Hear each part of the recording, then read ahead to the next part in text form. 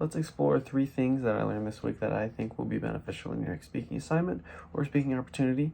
For starters, we'll discuss how to organize your speech in writing. So having a Google Doc or having it on paper, however you prefer it. How to organize the body of your speech, the majority of it. Next, we'll go over how to verbally cite and when to verbally cite your sources rather than just having them on that body of work. Showing them through your speech can lead to a lot of beneficial things.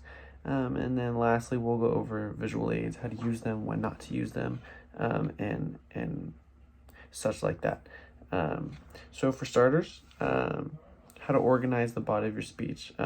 It was explained in the video how important it is to be able to explain your research in your own words and not just what the research is saying from the article you're getting it from, and having kind of your own words made up that will prove beneficial in explaining what you're talking about and how to communicate with an audience.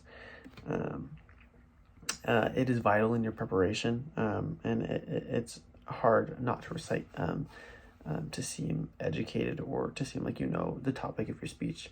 And then next we'll go over verbally citing your sources. So when citing your sources verbally, it's important to remember that people can't see your writing when you're giving your speech. They can't just have it as a backdrop and see that you're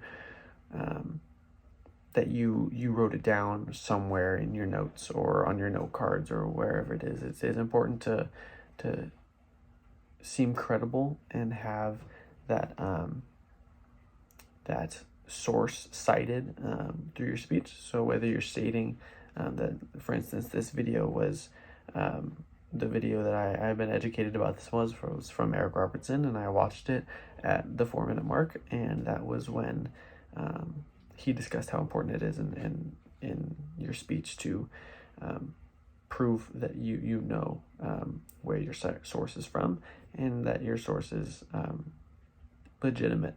And then lastly, we'll go over the visual aids.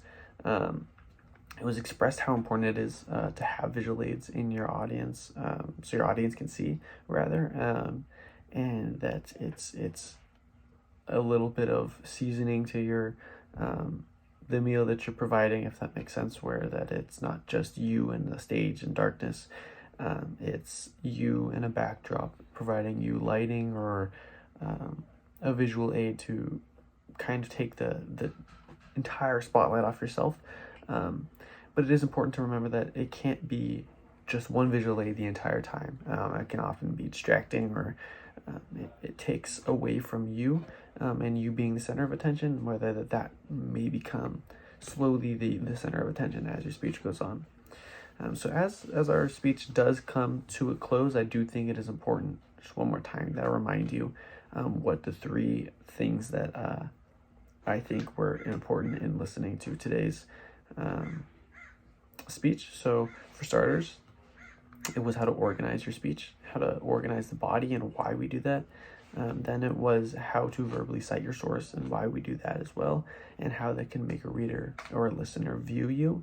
And lastly, like we just spoke about, is using visual aids and how it is important not to just have one, or rather it's important to use multiple and have them up as a stage, to not solo yourself out on the stage. So using these tips could prove to be very beneficial in your next speech if used correctly, and I think that it's worth a shot at the very least. So good luck.